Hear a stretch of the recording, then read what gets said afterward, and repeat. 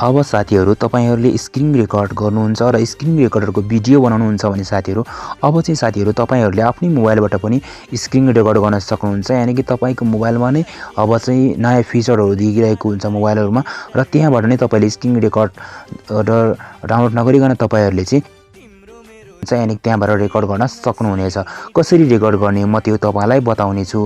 So साथीहरु हरेक फोनमा अब चाहिँ नयाँ नयाँ फिचर निस्किँदैछ। यानी कि स्क्रिन रेकर्डर चाहिँ तपाईले कुनै थर्ड पार्टी एप्लिकेसन डाउनलोड गर्नै पर्दैन, त्यहाँ नै हुन्छ। जस्तो साथीहरु मेरो मोबाइलमा पनि त्यो छ। जस्तो म यहाँ अहिले चाहिँ स्क्रिन रेकर्डबाट गरिरहेको छु। देख्न सक्नुहुन्छ साथीहरु, यहाँ स्क्रोल गर्नुभयो भने तपाईको मोबाइलमा पनि हुन्छ।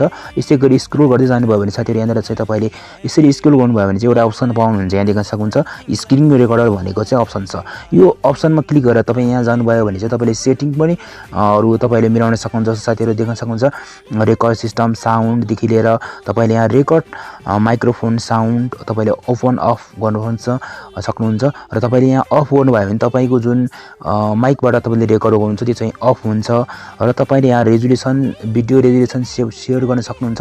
साथै देख्न सक्नुहुन्छ रेजोल्युसन अहिले चाहिँ 10/80 को छ र 16 MBPS को चाहिँ छ, जुन चाहिँ एकदमै ठुलो हो। तपाईले यहाँ लोमा गर्न सक्नुहुन्छ, कस्टममा गर्नुभयो भने चाहिँ त्यो तपाईले आफै मिलेर आउनेछ र तपाईले यहाँ देख्न सक्नुहुन्छ so touch so screen touch भनेको यहाँ कतिबाट टच गर्दैछ भने तपाईको त्यो स्क्रिनमा देखाउने छ।